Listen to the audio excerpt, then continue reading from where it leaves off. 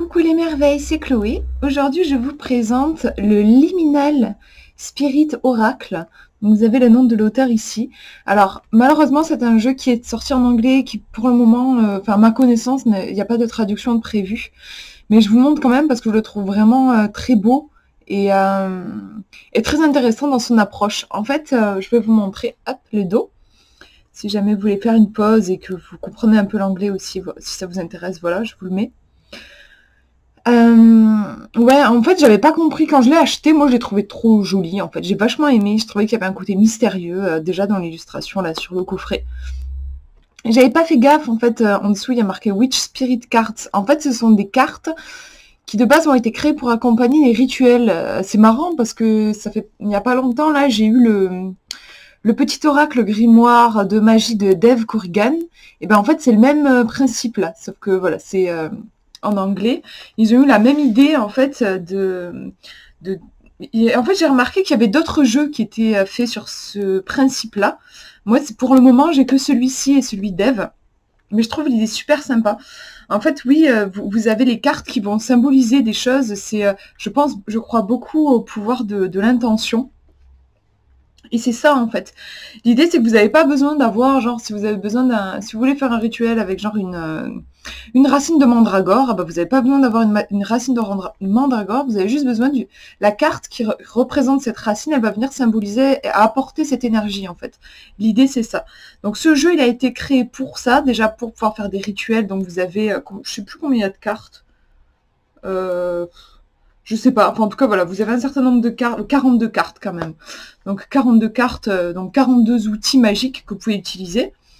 Et après aussi, il a été fait pour rentrer en contact avec les esprits, puisque là on est sur un truc assez chamanique en fait, c'est la nature, donc les esprits de la nature. Donc pour rentrer en contact avec l'esprit d'un arbre en particulier, vous avez plusieurs arbres, par exemple, vous avez le chêne, vous avez le bouleau, le sapin, je crois, enfin je sais plus, je le connais pas par cœur, mais voilà, vous avez plusieurs types d'arbres, vous avez des animaux, par exemple vous avez le renard. Si vous voulez rentrer en contact avec l'esprit du renard, vous avez aussi possibilité de le faire avec ces cartes. Vous n'êtes pas obligé d'aller dans la forêt et d'essayer de trouver un renard pour parler avec lui. Vous pouvez en fait à travers cet oracle aussi faire ça. Et après bien sûr il est aussi fait pour répondre aux questions. C'est aussi un outil de divination. Donc en fait c'est à la fois un outil de magie et de divination. Donc je vous montre comment il s'ouvre. Il s'ouvre comme ça, c'est aimanté. J'ai galéré sur le coup, je comprenais pas comment il s'ouvrait. Donc voilà, je vous montre l'intérieur.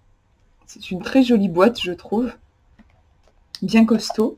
Vous avez donc le livret à l'intérieur. Je vais vous montrer ça de suite.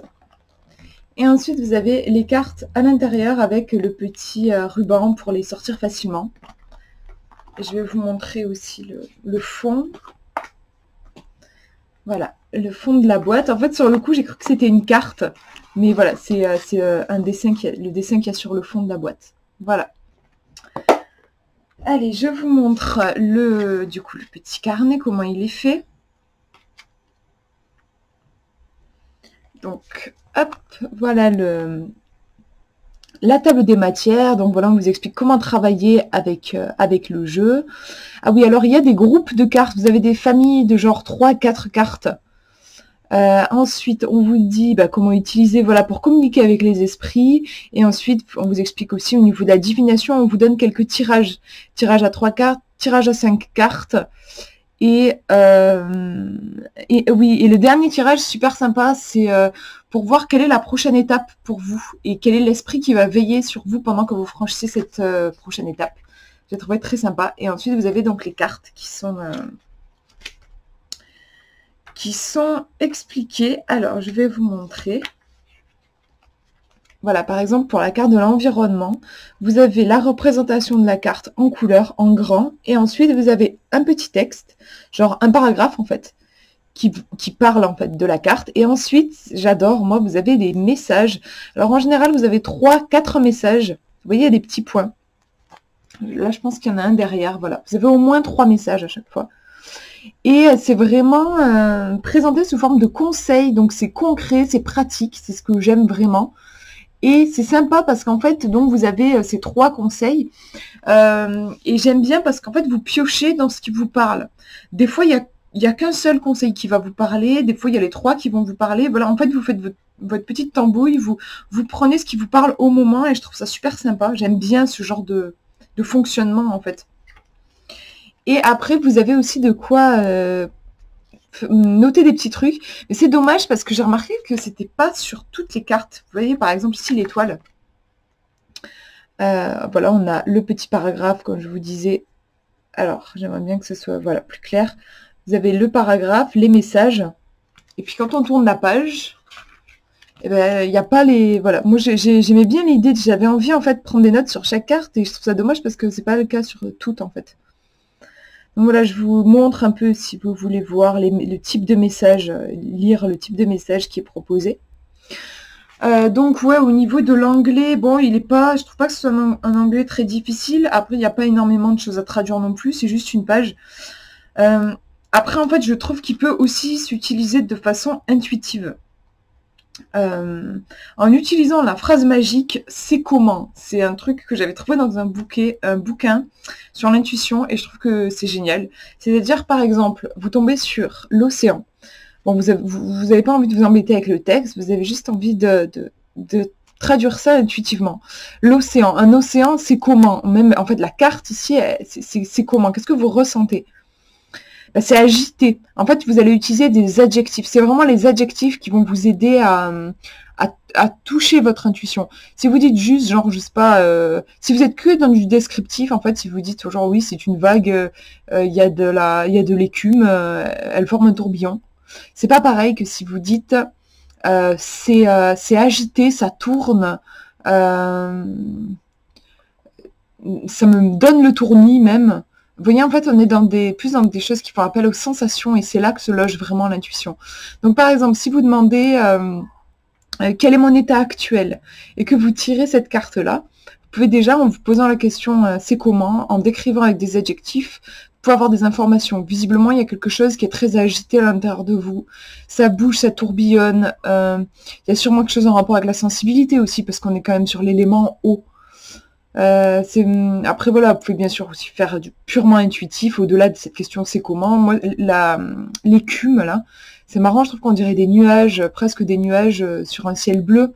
Les nuages, moi, ça me renvoie aux pensées. Il y a peut-être quelque chose, des pensées qui tourbillonnent et un besoin de se poser, de poser les choses plutôt que d'être justement dans un tourbillon qui va dans tous les sens. Enfin, vous voyez un petit peu comment, en fait, on peut vraiment faire parler les cartes et travailler avec sans le livret, c'est possible aussi. Après, je trouve que c'est dommage de se priver du livret parce que vraiment, les conseils sont très sages, très justes. Enfin, moi, ça me parle beaucoup. Je trouve que c'est un oracle qui a une vraie sagesse. On ressent quelque chose de, oui, de proche du chamanisme. Et il a un effet très particulier sur moi. Il m'apaise vachement. Et voilà, c'est vrai que je trouve que là, du coup, c'est quelque chose qu'il y a dans les textes, moi, auxquels je suis sensible. Donc, je trouve que c'est dommage de s'en priver. Mais voilà, c'est vrai que vous pouvez aussi bosser en intuitif avec. Alors, je vais vous montrer les cartes. Hop, donc voilà le dos. Vous voyez, moi, je trouve que le dos me fait vraiment penser à quelque chose de chamanique, avec toutes ces couleurs, et puis le côté un petit peu crayon. Et puis même, on dirait une petite coquille d'escargot ici, je trouve. Donc voilà, au niveau de la taille, c'est taille à peu près classique des oracles, hein, voilà, par rapport à ma main.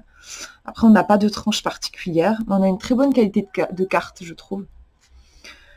Alors voilà le type d'illustration qu'on a. Donc ce qui est sympa, c'est qu'on n'a pas de bordure. Je trouve ça dommage. Quand il y a des bordures, je trouve que ça laisse pas toute la place au dessin. Le seul truc que je trouve un peu dommage, peut-être, c'est les mots. Je trouve qu'ils je sais pas comment dire, qu'ils sont un peu bouffés par l'illustration. Et des fois, même, je me mets à chercher le nom parce que j'arrive pas à le voir. Bon voilà, après, c'est vrai que les illustrations sont vraiment très belles et pour le coup, on n'a pas le texte qui vient bouffer l'illustration parce que des fois ça arrive aussi et c'est pas top non plus, je trouve. Il est vachement puissant celui-là, je trouve, avec l'œil qui nous regarde. Là, pour le coup, ça ressort plus, le nom. Les champignons. Donc vous voyez, on n'a pas que des animaux ou des plantes. Du coup, on a par exemple la carte de l'environnement. On a aussi des énergies en fait qui sont présentes. Alors, je suis désolée parce que je les ai pas, ouais, je les ai pas triées et elles sont un peu dans tous les sens. Vous voyez, là par exemple, on a le temps. J'adore ce genre de carte. C'est toujours intéressant d'avoir la carte du temps dans un oracle. Moi, je trouve ça super important. Mais même les illustrations, je vous parlais des textes. Donc là, par exemple, voilà, le nom sur le coup, je ne le voyais pas, il est là. Je vous parlais des textes, mais même les images, elles ont quelque chose d'extrêmement puissant, je trouve, moi, au niveau énergétique. Elles m'apaisent, elles me font vachement revenir à l'essentiel. Trop, trop jolie, la carte de l'étoile. J'aime bien aussi parce que le fait qu'en fait, il y a une couleur dominante vraiment dans chaque carte. Et c'est très intéressant, par exemple, voilà, là on voit bien que c'est le rouge. La carte que je viens de vous montrer, c'est plutôt dans les tons verts. C'est intéressant quand vous faites un tirage parce qu'à un moment, j'avais fait un tirage à 4 cartes et vraiment, il n'y avait que du bleu qui ressortait sur toutes les cartes. Et c'est intéressant, on peut travailler du coup avec les couleurs aussi. Là, par exemple, pareil, là, c'est vraiment du bleu. C'est vraiment voulu, je pense, parce qu'en vrai, là, on aurait très bien pu avoir, ok, la créature bleue, et peut-être, je sais pas, un fond dans des verts, parce qu'on se doute qu'il est dans la forêt.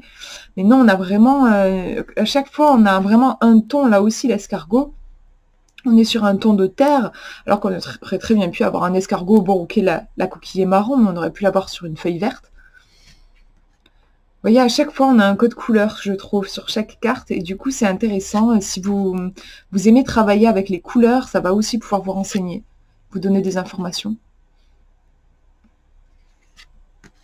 Le poisson, je l'adore. C'est mon préféré. C'est la première carte que j'ai tirée et je la trouve magnifique.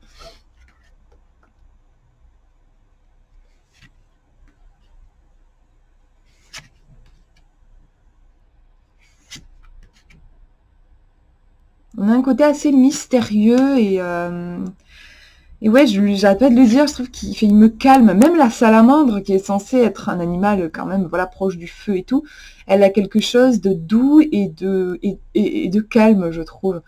Il y a les cartes dans les tons bleus, d'ailleurs, je trouve elles sont particulièrement fortes. Je trouve que, ouais, je sais pas, il y a comme, c'est comme si on traversait une porte et qu'on arrivait dans un autre monde. Là, par exemple, si j'aime bien, on dirait qu'il y a des yeux qui nous regardent sur l'arbre. Le désert, les eaux.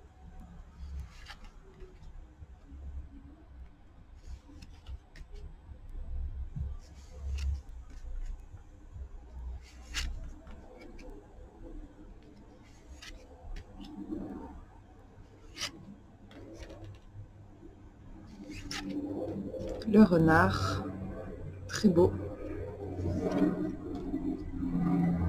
Donc là, ici, c'est le chêne qui nous est montré finalement. Enfin, sur le coup, je croyais que c'était le gland, mais quand on traduit, c'est le chêne.